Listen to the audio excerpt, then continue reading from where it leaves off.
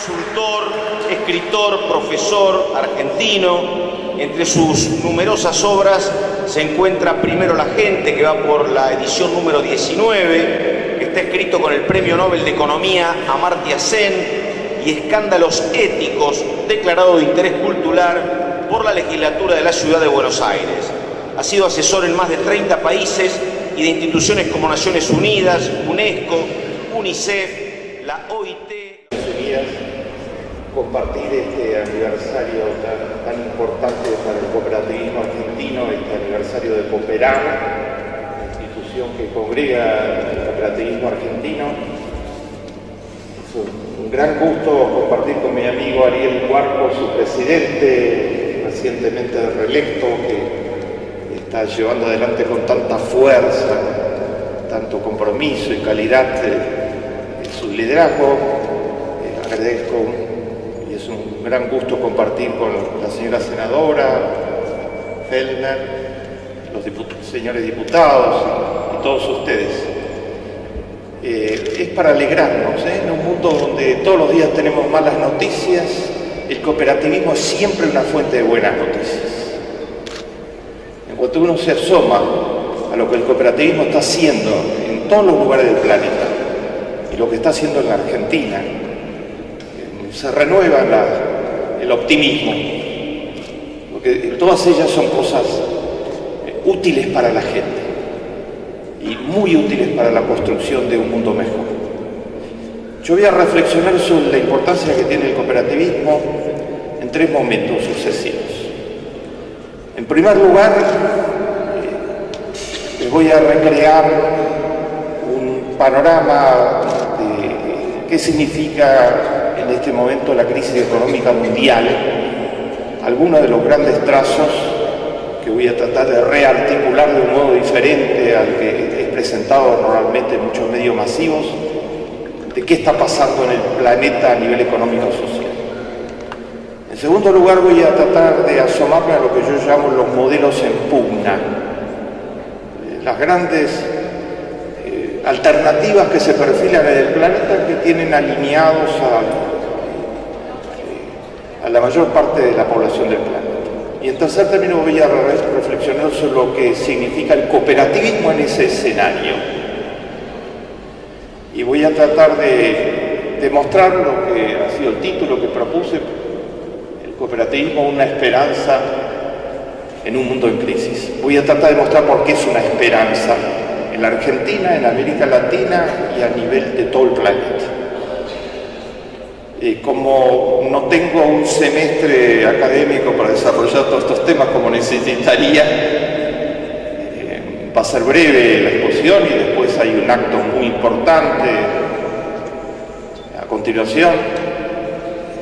Entonces voy a tratar sobre todo de ayudar a repensar de un modo diferente estos 3 grandes temas.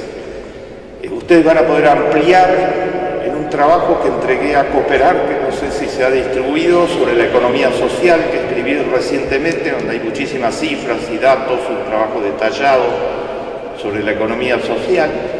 Y si tienen interés pueden prender simplemente el televisor o ir a YouTube y tienen la serie que por invitación del canal Encuentro se ha desarrollado en 25 episodios sobre mi pensamiento, el informe Klicksberg se llama, y que el día de ayer la Televisión Nacional del Uruguay resolvió pasar íntegra en el Uruguay, nominando un producto argentino que va a ser hecho en colaboración con un magnífico grupo de jóvenes productores. Ese es el resultado de esta serie. Y pueden ampliar en el libro que se mencionó recién, Escándalos éticos, y en un libro que terminamos de presentar al mediodía, invitado por el ministro de Educación, diserté para los ministros de Educación de todo el país, y en ese escenario presentamos el libro Cómo enfrentar la pobreza y la desigualdad, que aparece en pocos días, publicado por la UNESCO y el Ministerio de Educación de la Argentina. Allí pueden ampliar todo lo que ahora les voy a trazar a grandes rasgos. Estamos en un mundo realmente complicado.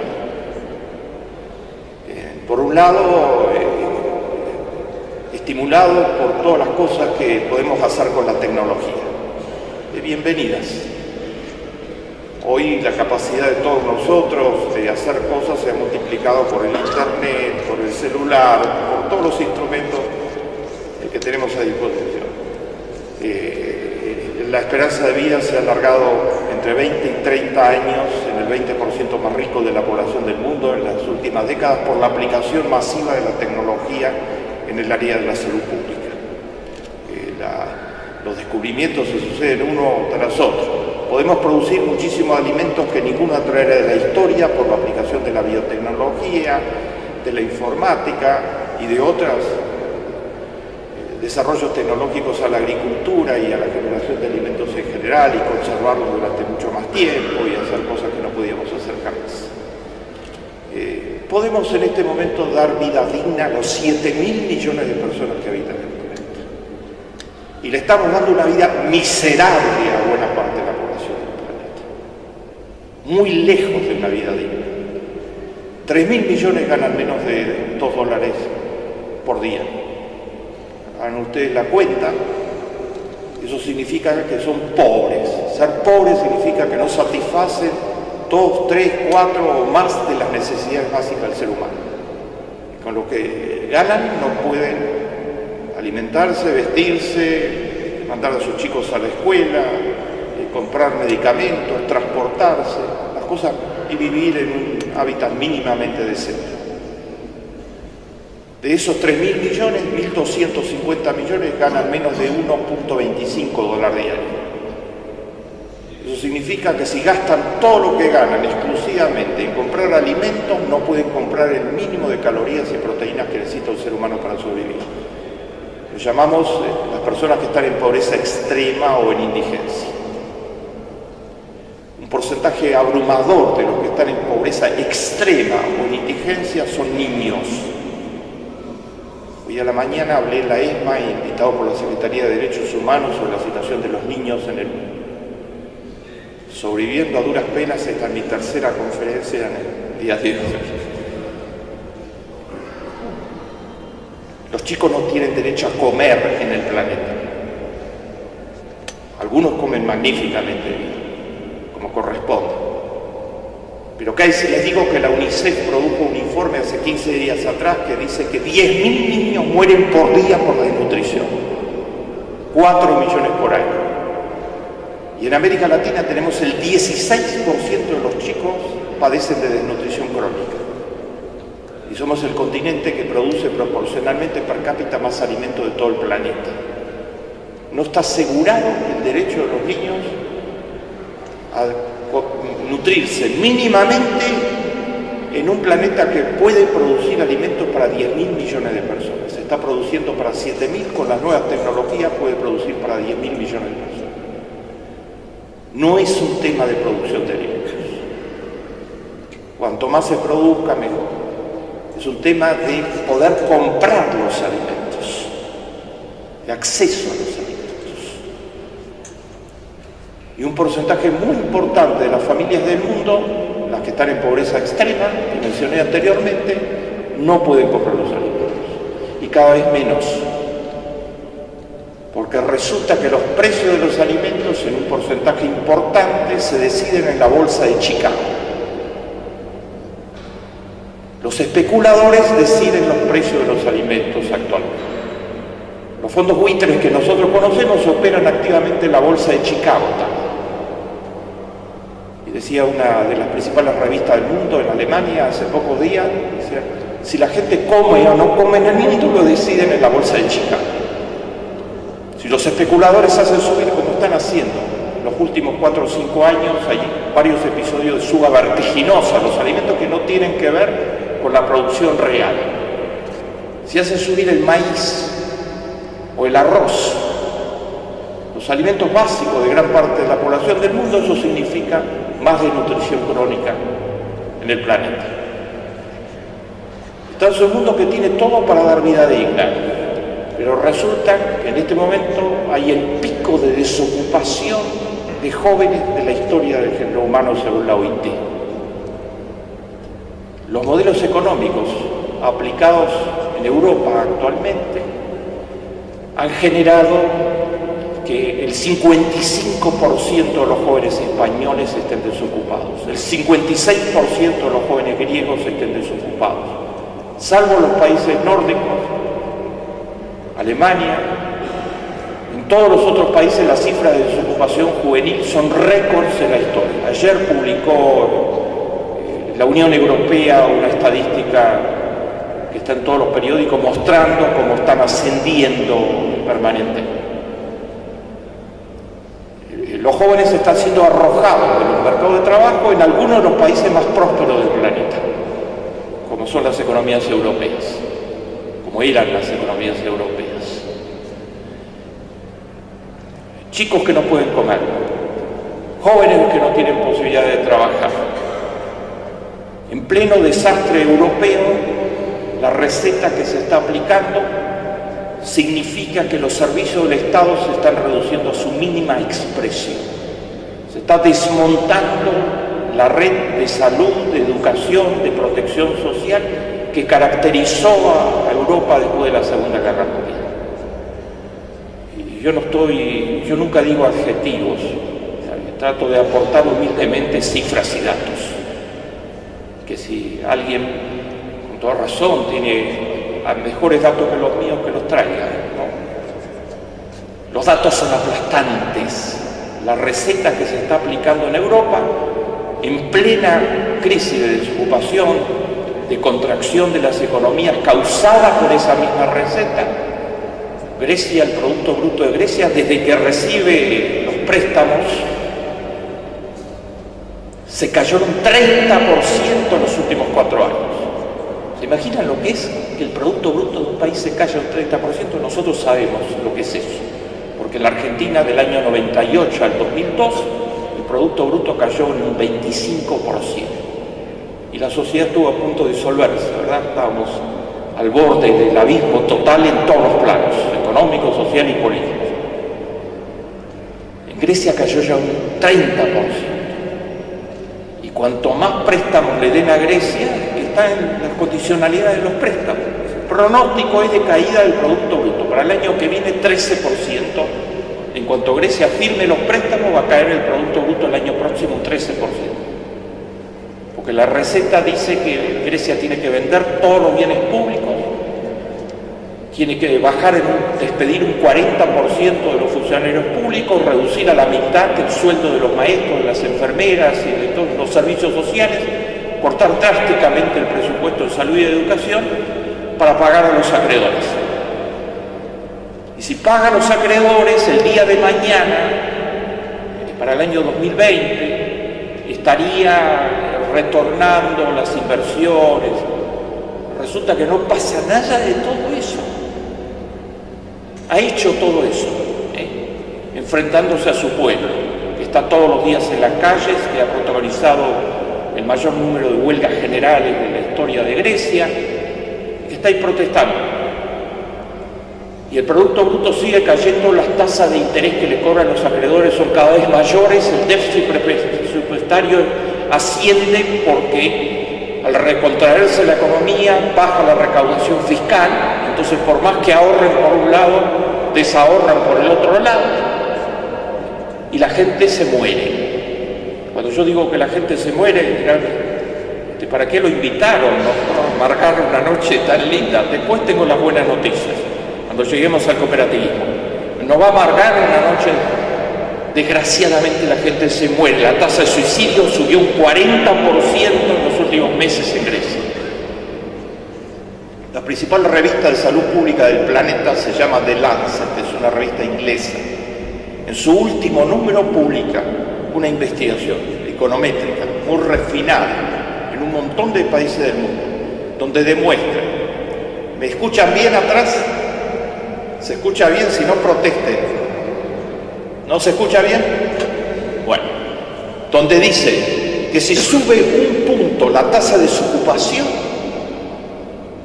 en un país, por encima estamos hablando de si sube a partir del 5%, tal vez alguna cifra de referencia, cada punto de subida de la tasa de desocupación es un punto de subida en la tasa de suicidios, demostrado por la mejor revista de salud pública que existe en el planeta. Entonces, cada vez que el Fondo Monetario y sus socios, la Unión Europea, el Banco Europeo, le aplican las condicionalidades a Grecia, hacen subir la tasa de suicidios en Grecia. En España se está haciendo lo mismo, casi calcado, son las mismas condicionalidades. En España subió la tasa de suicidios, el desempleo es récord, y hay una tasa nueva que ni yo conocía, que llevo tantos años luchando contra la pobreza, que es la tasa que los españoles llaman la tasa de desahucios, o la tasa de desalojo. Aprobaron la ley más retrógrada de desalojo que exista en el planeta. O sea, se puede desalojar en 15 días sin derecho a defensa, virtualmente, y arrojar a la calle a la gente. Y son millones las personas que en la crisis económica peor que haya tenido España, desde ya no pueden pagar. Y entonces están siendo arrojados a la calle, estaban siendo arrojados a la calle. Los otros días habrán visto la noticia, una señora de 45 años de edad que había sido concejal en su ciudad, se tiró por la ventana cuando vinieron a desalojarla. Expresaba una tragedia social muchísimo más alta que se da en España. ¿Saben quiénes se rebelaron contra los desalojos? Porque a las manifestaciones Rajoy no les para mayormente. Dice que los que son unos agitadores, digamos, son unos pocos agitadores. Los otros días dijo frente a una manifestación de 100.000 jóvenes españoles en Madrid, dijo, bueno, había una cantidad de gente, pero muchos más se quedaron en la casa. Entonces quiere decir que muchos más apoyan mis políticas. El mayor director de cine de España, una gloria del cine mundial, creador de Mujeres al borde de un ataque, Almodóvar, Pedro Almodóvar, ¿saben cómo le contestó a Rajoy? Le dijo, sí, así que los que fueron son los que protestan y los que no fuimos somos los que estamos de acuerdo. Le dijo, Rajoy, no te quedes, no eres dueño de mi silencio. No, lo dijo al estilo que lo puede decir Almodóvar, ¿no? Con esa profundidad. O sea, los que no fuimos a la manifestación no quiere decir que estemos de acuerdo con el liberalismo ortodoxo salvaje que se está aplicando en él. Pero ¿saben quién paró los desalojos? No fueron las manifestaciones. Los jueces españoles, no por una medida de un juez aislado, sino que la Asociación de Jueces de España, miles de jueces en todo el país dijeron no vamos a desalojar más a nadie. Dijeron nosotros no queremos ser los que bajan la guillotina. No queremos ser los verdugos de las políticas económicas, del modelo neoliberal. Reformen la ley inmediatamente. No vamos a permitir que nos usen para aplicar una ley. La ley fue reformada parcialmente ante la presión fenomenal hace algunos días, pero parcialmente. Les leo textualmente, yo no vine acá a hacer protocolos, no los saco en ningún lado, vine a hablar de lo que está sucediendo en el planeta. Les leo textualmente lo que la semana pasada eran los lemas de los manifestantes españoles que todas las semanas salen masivamente a protestar. Había un cartel gigantesco que decía Asociación de Jóvenes Desocupados, sin futuro, perdón, Asociación de Jóvenes sin Futuro, es el nombre, una nueva organización, Asociación de Jóvenes sin Futuro. Un señor tenía un cartel gigantesco que decía así, tengo 5 nietas, ¿qué va a hacer de ellas? Sin educación, sin sanidad, sin trabajo, sin pensiones. Otro cartel con un sentido del humor muy profundo, porque la respuesta del poder público que está tratando de privatizar todos los hospitales de Madrid, que eran de los mejores hospitales del planeta, la respuesta del poder público ha sido el sistema de salud era usado en exceso, tenemos que ahorrar, y entonces hay una rebelión ahora de las batas blancas, se llama, una rebelión masiva en Madrid del todos los que trabajan en los hospitales contra la privatización salvaje que se está tratando de hacer. Había un cartel en la manifestación que decía así: no enferméis por encima de vuestras posibilidades. Repito, no enferméis por encima de vuestras posibilidades, interpretando a lo que el poder público está enviándoles como mensaje. No se les ocurra enfermarse, y se enferma la gente en un periodo donde no hay donde el desempleo de España es el 26%, sube todos los meses, el desempleo abierto, el juvenil 55%, y desalojan en 15 días a los que no pueden pagar. Claro que se enferma la gente. Entonces tenemos un planeta, puedo seguir con Irlanda y con Portugal y con Italia, no lo voy a hacer por el tiempo. Tenemos un planeta donde todo el mundo podría vivir con dignidad, pero no hay alimentación, no hay trabajo, no hay protección social mínima para amplios sectores del planeta, no solo en África, no solo en Honduras, sino ahora en Madrid, en Barcelona, en Atenas, algunos de los países que eran centrales en la economía mundial. Desgraciadamente, todo indica que cuanto más dosis de la receta se aplique, si usted me pregunta qué va a pasar, los amigos europeos me preguntan con toda frecuencia, bueno, ustedes vivieron una crisis fenomenal en Argentina a fines de la década de los 90, ¿qué puede pasar?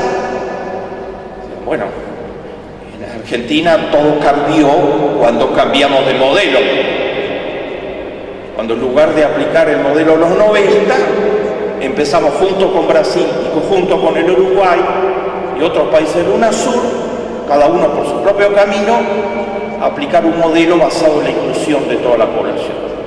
Mientras en Europa se siga aplicando un modelo para pagar solamente a los acreedores, no importa los costos que esto signifique, y que además no tiene ningún futuro como modelo porque ha fracasado en todo el planeta, incluso en los Estados Unidos en los últimos años, claro que las cosas van a ir empeorando cada vez más, que es lo que está sucediendo. Frente a este escenario, ¿cuáles son lo que yo llamo los modelos en pugna? Uno ya lo describí, está en plena aplicación.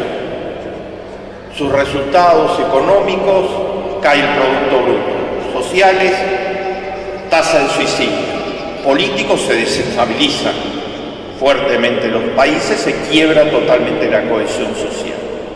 Agrego otro dato que no es menor: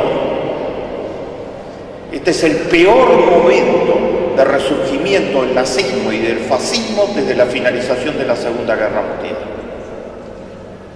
El responsable es el modelo.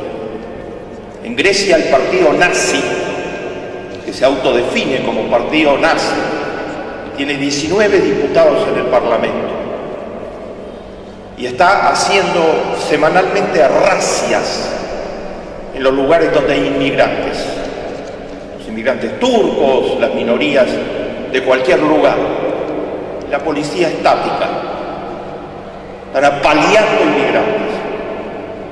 Su jefe de Relaciones Exteriores tuvo un debate hace un tiempo atrás con 2 diputadas de otro partido, mujeres. Y como él es nazi, hizo lo que hacen los nazis. Cuando las 2 diputadas brillantemente lo liquidaron, mostraron que no tenían cómo empezar con su argumentación, le dio un puñetazo a cada una de las cámaras de televisión. Como los nazis tratan a los inferiores, como trataron a mi pueblo asesinando a la tercera parte de todo el pueblo judío, como trataron a los gitanos asesinando 1,5 millones de gitanos, a los discapacitados, y como discriminaron en todos los planos posibles. Bueno, están vivos ahora, caminan por las calles de Atenas. El colmo, ¿saben lo que hace el partido neonazi para ganar adeptos? Reparte alimentos. Pero hay que mostrar el documento de identidad griego. No sea cosa que vaya a parar un pan, vaya a parar un inmigrante pobre que está en Grecia de algún otro lugar del mundo. El partido neonazi en Hungría tiene 35 diputados en el Parlamento. Y esta semana pasada su jefe lanzó una consigna un poco particular. Dijo que hay que hacer una lista de todos los judíos que hay en Hungría porque son peligrosos. Si esto le suena familiar, porque es familiar, ¿no? Al día siguiente hubo una manifestación masiva y gigantesca exigiendo que lo echen del Parlamento. O sea, el modelo económico que destruye la posibilidad de supervivencia crea un caldo de cultivo para el fascismo y el nazismo. Y grupos que son totalmente marginales en los últimos 60 años de historia del género humano, ahora están floreciendo, y puedo seguir con la lista, en muchos otros países, no lo hago por el tiempo. O sea, el capitalismo salvaje es el lugar ideal para que las ideologías peores de la historia del género humano puedan reclutar adeptos ante la desesperación. ¿Y qué es lo que promete el partido nazi de Hungría, el de Rumania, el partido nazi de Grecia? ¿Qué es lo que prometen? Muy fácil. La culpa de todo lo que está sucediendo la tienen los extranjeros que viven acá. Tenemos que echar a patadas a todos los extranjeros. Ustedes dirán, bueno, será un grupo marginal. No. El tercer partido político de Francia es el partido de Le Pen, ¿verdad? Encabezado actualmente por su hija. La propuesta electoral de su hija era echar a todos los extranjeros de Francia y legalizar a los que estaban legales de hace muchos años. Desprenderse porque el diagnóstico desde la extrema derecha es que la culpa la tienen los extranjeros. Eso capta votos en la desesperación económica y social. Entonces el costo político que se está pagando, además del costo económico y del costo social, es envenenar a sectores de la población en todos esos países. Ese es un modelo. Ese modelo, para terminar mi explicación, antes de ver el otro modelo, ese modelo generó los fondos buitres. Nosotros estamos enfrentados, en este momento todo el planeta nos mira. ¿Cómo va a terminar el enfrentamiento entre la Argentina y el fondo buitre más poderoso del planeta? Y yo les voy a contar muy brevemente algunas cosas que no van a leer en ningún periódico, porque realmente no llega ahí lo que se brinda a los lectores. ¿Saben quién es el dueño del fondo buitre que exigió que Argentina, y logró el fallo del juez Griesa, que sentenció a la Argentina a pagar en 15 días 1.300 millones de dólares al fondo buitre, so pena de ser considerado delincuente internacional, y embargó de hecho los pagos que la Argentina hace regularmente al 93% de los acreedores que tenía cuando hizo el default, que aceptaron renegociar la deuda. El fondo buitre es de propiedad de Paul Singer. Paul Singer tiene 50.000 millones de dólares. Los hizo todos con este método. Se fue a más de 2 decenas de países africanos en el momento que estaban en quiebra total y compró sus bonos externos, igual que los bonos externos argentinos en el año 2000, a 20 centavos de su valor o menos todavía. Y después él no tiene ningún interés en arreglar, como hizo el 93% de los acreedores argentinos. Él tiene interés en cobrar el 100% por vía judicial y por vía del uso del poder, del lobby político fenomenal que manejan los Estados Unidos. Entonces usa esos dos recursos. Si encuentra un juez que embargue fragatas o que resuelva que se debe sentenciar a favor del acreedor, aún en condiciones tan extremas como esta, gran parte de los medios jurídicos de los Estados Unidos dicen el dictamen del juez Griesa fue inconstitucional. Rompe con la Constitución de los Estados Unidos en aspectos sustanciales. Y la Cámara de Apelaciones, cuando salió, postergó para fines de febrero, dijo, ¿qué 15 días, ni qué embargar, ni qué depósito? Nada. Escuchemos a todas las partes antes que esto se escape de las manos de todo el mundo, etcétera. Tuvo en cuenta los argumentos de inconstitucionalidad de la sentencia. ¿Qué estaba en juego? Yo miro la economía y miro las sociedades desde la ética, ¿no? Ustedes habrán escuchado, es un loco que mira la economía y la sociedad desde la ética. Se supone que soy el fundador de una nueva disciplina en el mundo que se llama la ética del desarrollo. En fin, parece que alguna utilidad tiene eso porque en muchos países del mundo he sido condecorado por hacer esto, en fin. Y ahora la semana que viene, el 12 exactamente, estoy invitado por el gobierno chino como el expositor central de un congreso mundial. Jamás tuve nada que ver con el gobierno chino, pero creen que les pueden ser útiles las cosas en las que estamos trabajando. Yo miro el juicio de la sentencia del juez Griesa y lo que sucedió en derredor desde el punto de vista ético. La Biblia dice que los jueces, cuando fallan, deben tener muy en cuenta los impactos de su fallo. ¿Qué va a pasar después de su fallo? Si la Cámara de Apelaciones no hubiera revocado, si se hubiera implementado la sentencia del juez Griesa, en este momento el señor Paul Singer, en lugar de 50.000 millones de dólares, tendría 51.300 millones de dólares. Los 1.300 millones que el juez dijo que la Argentina le tenía que pagar. Y los 40 millones de habitantes de la Argentina estaríamos en riesgo serio de empobrezarnos. Porque ni siquiera tendríamos la posibilidad de pagar a los acreedores que ya aceptaron el 93% porque nos embargarían inmediatamente los fondos y porque el banco que tramitaría los pagos sería considerado criminal de acuerdo al Banco de Nueva York, sería considerado criminal de acuerdo al dictamen del juez Griesa.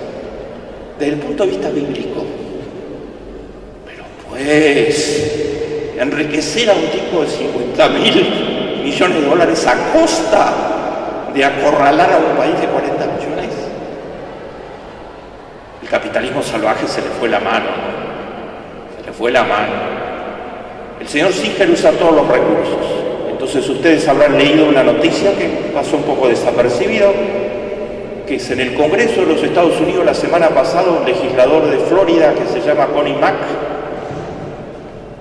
presentó un proyecto de ley declarando que Estados Unidos debía cortar todas sus relaciones económicas con la Argentina en todos los planos. Los diarios de más difusión del país publicaron avanza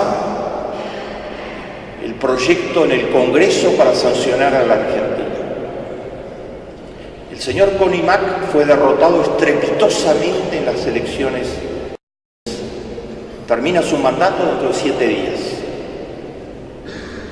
Su proyecto no va a ir a ningún lado, a ningún lugar. Fue financiado totalmente, desde que existe políticamente, es un representante del Tea Party de Florida, por Paul Singer. Lo digo, antes que te vayas, hazme el favor, mete ese proyecto que no tiene ningún futuro, además todos los proyectos que no han sido tratados y con dictamen de comisión quedan descartados para el año siguiente. Entonces, ningún futuro. El Congreso termina ahora sus sesiones, el sujeto no va a ser más congresal por decisión del pueblo americano. Y entonces, ¿para qué lo hizo? Bueno, para que aparezca en la tapa de los diarios, una operación periodística, como se lo llama, para ponerle presión a la Argentina en el juicio. En el Congreso de los Estados Unidos se presentó. Así se juega la cuestión. Vuelvo a la Biblia. Esto es atroz. Han reaccionado, ha habido una reacción muy, muy saludable. En este momento hay 11 demandas que son en el fondo contra Paul Singer, de otros fondos de inversión en los Estados Unidos. El 93% se reunió se articuló y presentó una demanda diciendo: este señor es un terrorista que quiere tenernos a nosotros como rehenes, ¿no? Porque dice el 93% no puede cobrar para que cobre él solo, ¿no? ¿Me siguen lo que está sucediendo? Eso lo dice un grupo de fondos de inversión en el juicio que presentaron su escrito. Y hoy, de misa absoluta, no lo sabe el país, se presentaron los fondos que compraron bonos argentinos en euros, ¿no? Son 10.000 millones de dólares del total de la negociación que hizo la Argentina. Forman parte del 93%, pero ellos, en lugar de comprar bonos en dólares, compraron bonos en euros. ¿Cuál es la diferencia? Que el contrato que firmaron dice que la jurisdicción aplicable a cualquier diferencia es en Inglaterra. Entonces, en la presentación de hoy le dicen al juez, no usan adjetivos porque los juicios no se pueden usar, ¿no? Pero le dicen: bueno, usted no tiene ninguna jurisdicción para fallar sobre nosotros, porque nuestra jurisdicción es en Europa. Usted está diciendo, no puede cobrar ninguno de los acreedores del 93% porque firmaron un contrato que se someten a la justicia americana. Nosotros no tenemos nada que ver con la justicia americana. Nuestra jurisdicción es Europa, es inconstitucional, ilegal, arbitrario. Todo eso se viene ahora, van a verlo en todas las portadas. No sé con qué titulares lo van a ver, ¿no? Los titulares cambian totalmente el contenido de la noticia. Pero esto es lo que está sucediendo. Ese modelo se cae a pedazos. No se puede seguir concentrando tanto la riqueza en el planeta. El modelo capitalista salvaje produjo que actualmente el 1% de la población del mundo es el dueño del 43% de todos los activos patrimoniales del planeta. Del otro lado, el 50% de menores recursos tiene el 2% de los activos del planeta. Los 200 millonarios mayores del planeta acumulan una riqueza superior al Producto Bruto de Francia, la cuarta economía del planeta. 200 personas tienen más que el Producto Bruto de Francia. En los Estados Unidos, ¿por qué creen que la gente votó por Obama?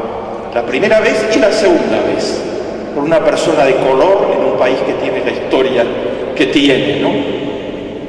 Obama es lo más calificado que hay, indiscutible. Medalla de oro de Harvard, director a los 24 años de la revista de leyes de Harvard, una vida familiar absolutamente ejemplar, una esposa excepcional, está encabezando la gran lucha contra la obesidad infantil en los Estados Unidos y otras luchas, pero el color de su piel ha tenido un significado muy particular en la historia de los Estados Unidos. Hay una nueva película que se estrenó la semana pasada, que sin duda va a ganar el Oscar, que se llama Lincoln, que en cuanto la den acá, no la pierdan, es absolutamente excepcional. Entonces explica lo que fue el racismo en la sociedad americana y las raíces profundas del racismo en la sociedad americana. Estaba muy presente en la mente de los votantes el trabajo que hicieron los jóvenes americanos de Occupy Wall Street.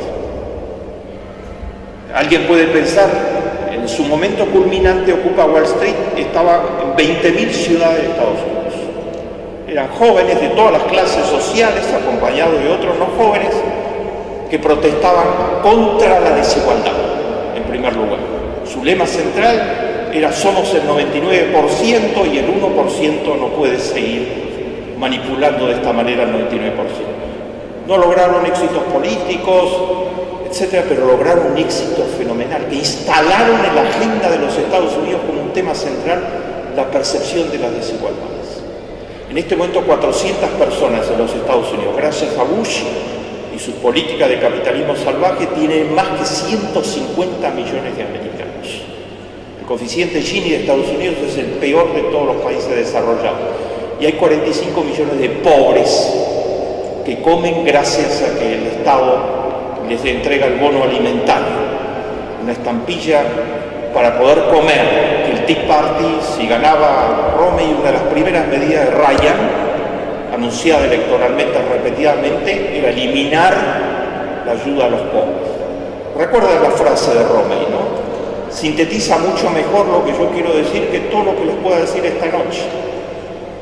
Una razón central por la que Romney perdió, a pesar de tener 10-1 los fondos que tenía Obama para su campaña electoral, a pesar de controlar de que el principal imperio mediático de los Estados Unidos, la cadena Fox, con 600 estaciones de televisión, de paso de propiedad de Robert Murdoch, con juicios criminales infinitos y sus 10 principales asesores encarcelados actualmente en Inglaterra por el uso de noticias amarillas en la criminalidad, etc. No tengo tiempo para detenerme.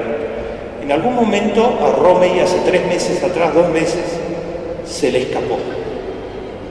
Se reunió a solas en Florida, en la casa del dueño de un fondo buitre, con 100 personas que pagaron $50.000 cada una para estar presentes esa noche, esperando que mañana gane Romney. Y, bueno, es una pequeña inversión a cuenta, digamos, etc. Entonces eran 100 de sus panas, se dice en lenguaje caribeño, de sus similares, ¿no? Y no había periodistas. Entonces dijo lo que pensaba y alguien lo firmó. Y eso fue el quiebre de la campaña electoral en los Estados Unidos. Romney dijo, hay posibilidades que pueda perder, porque el 47% del pueblo americano recibe apoyo del Estado. No paga impuestos, se creen las víctimas y no merece ninguna ayuda ni yo lo voy a ayudar. Entonces hay posibilidades de que pueda perder. Eso fue transmitido y la población se enteró. El último debate electoral, si ustedes recuerdan la frase final del debate, final, Obama se lo guardó para, muy inteligentemente, para la impresión final. A él le tocaba cerrar, Obama.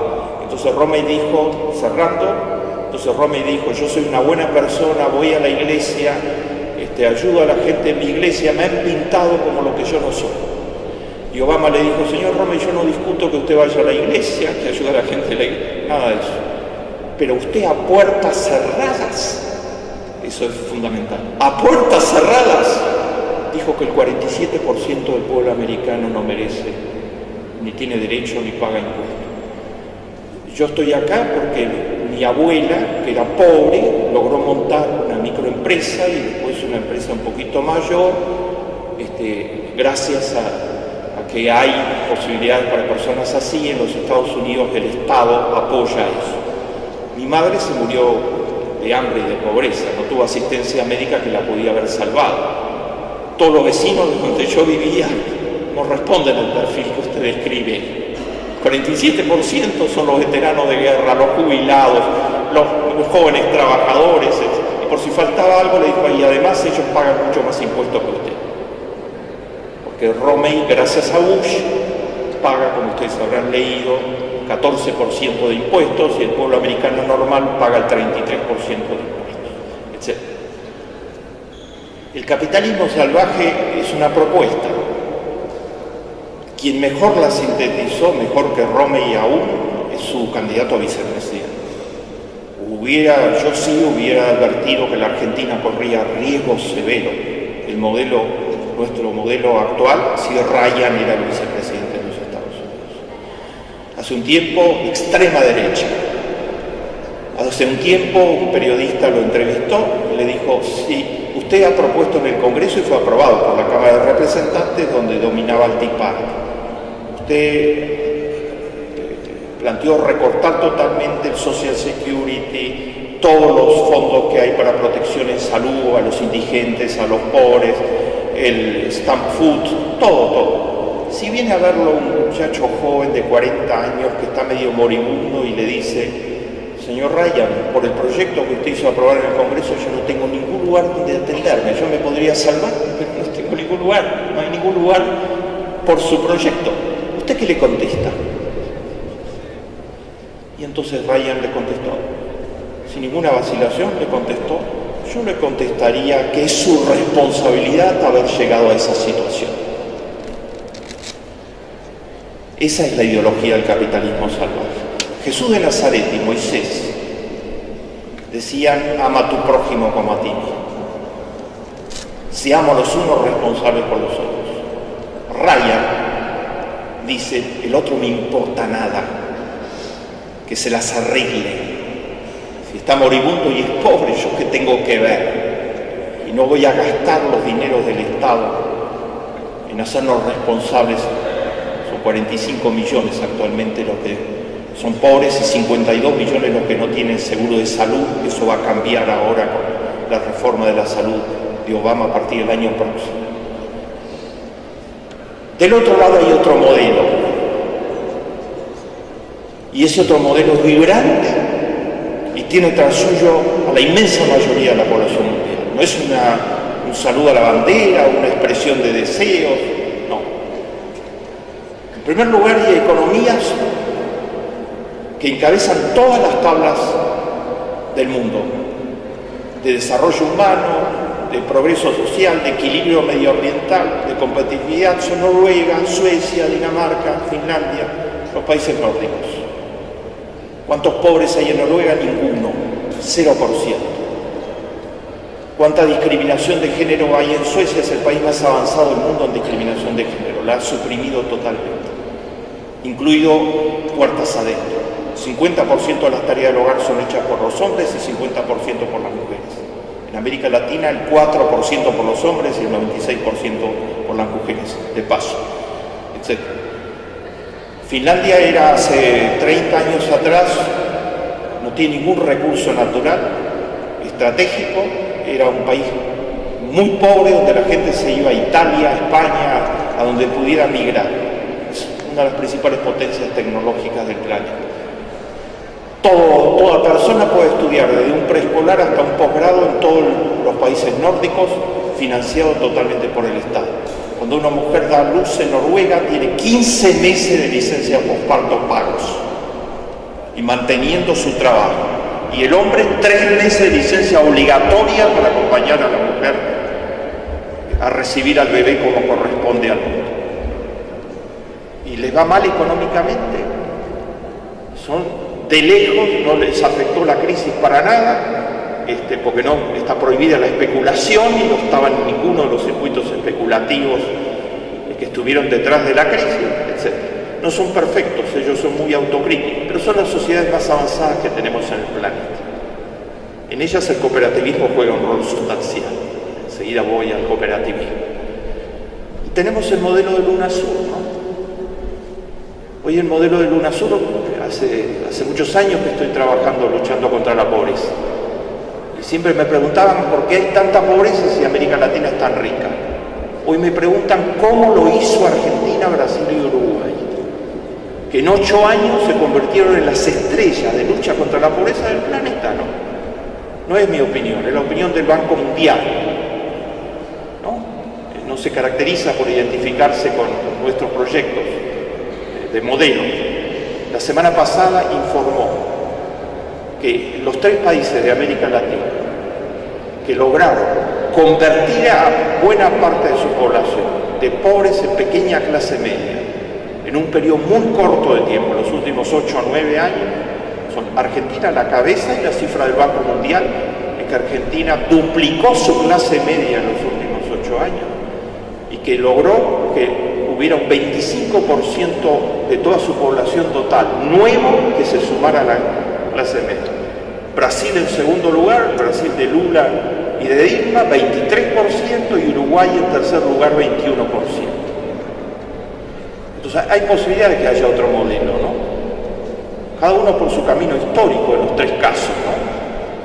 Y apostando, fundamentalmente, no hay ninguna magia, etcétera, apostando a multiplicar la inversión en educación, la inversión en salud, la inversión en protección social, el apoyo a la pequeña y mediana empresa, la democratización del crédito, la defensa de la producción nacional, no pagar a los acreedores y negociar para no arrinconar a la población, etc. Todo eso. Hay otro modelo.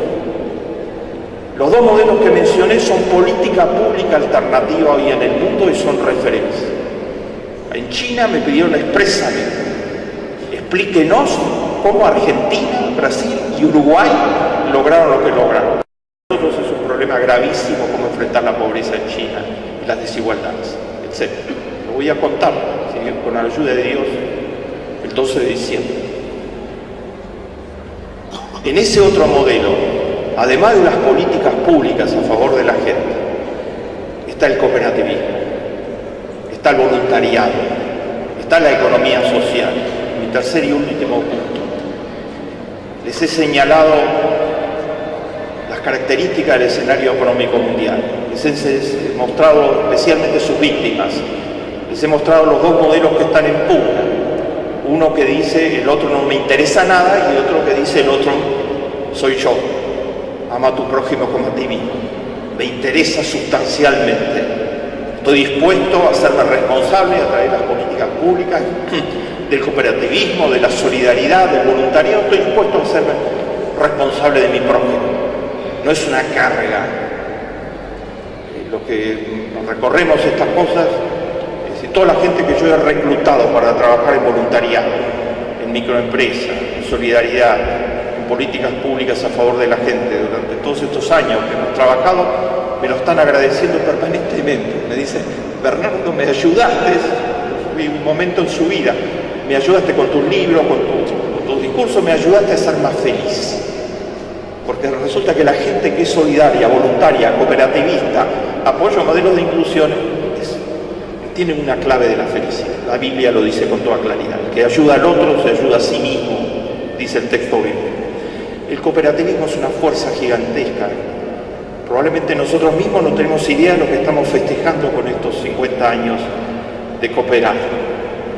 Actualmente en el mundo hay 1.000 millones de personas participando en el movimiento cooperativista. 1.000 millones, la séptima parte de toda la población del planeta. El cooperativismo produce el 10% del Producto Bruto Mundial. O sea, el 10% del Producto Bruto Mundial se produce bajo las reglas de juego del cooperativismo, que son la solidaridad, la igualdad, la participación, la equidad, tratar de que lo que se produce sea útil para la sociedad, etc. El cooperativismo tuvo los enemigos más formidables que nadie puede haber tenido en la historia. Fue atacado brutalmente por el comunismo totalitario en la época de la Unión Soviética y en su historia, porque era un competidor, porque era prueba de que se podía generar igualdad y progreso a través de la democracia y de un modelo donde no hay un poltiburo que finalmente terminó apoderándose de los bienes, de casi todos los bienes. Casi todos los multimillonarios rusos eran miembros del poltiburo de la época comunista. Y del otro lado tuvo el capitalismo salvaje, que descalificó siempre a Noruega, Suecia, Finlandia, al cooperativismo, considerándolo algo que en definitiva es disfuncional, ineficiente, etc. El cooperativismo sobrevivió a todos ellos, crece más que nunca. Yo les iba a leer, pero no lo voy a hacer por el tiempo, los datos sobre el crecimiento del cooperativismo argentino en estos últimos 8 años. No sé si está el amigo Griffith por acá, pero mi saludo al trabajo que ha hecho su institución, mi saludo muy respetuoso al trabajo de cooperar a todas las fuerzas y a las políticas públicas que han favorecido totalmente el cooperativismo. Estamos en un momento estrella del cooperativismo argentino, con más cooperativas que nunca, con más incidencia en el Producto Bruto, con una explosión de las cooperativas de trabajo y muchas otras cosas que les iba a mencionar y que no tengo tiempo para hacer. El cooperativismo es una esperanza para el género humano en un mundo en crisis. Muchos en el planeta lo ven así.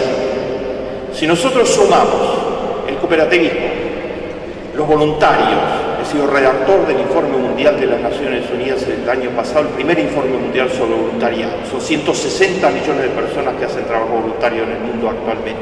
Los voluntarios, la economía social en todas sus expresiones. y los modelos liderados por políticas públicas como el que tiene la Argentina, Brasil, Uruguay, a favor de la gente.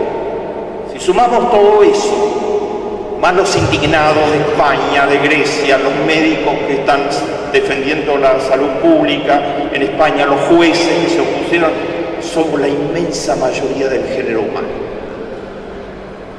¿Vamos a permitir que el 1% siga enriqueciendo a Paul Singer? Muchas gracias.